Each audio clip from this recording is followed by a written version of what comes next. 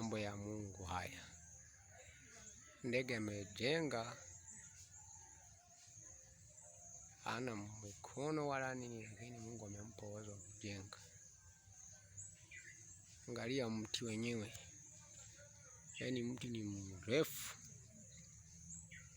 Hapo ndo shina, naenda mpaka juu mpaka juu mpaka juu mpaka juu mpaka juu, huko. Hapo ndipo alipojenga sasa. Mlango wake ni ule pale. Hicho kitundu kinachoonekana ndo mlango.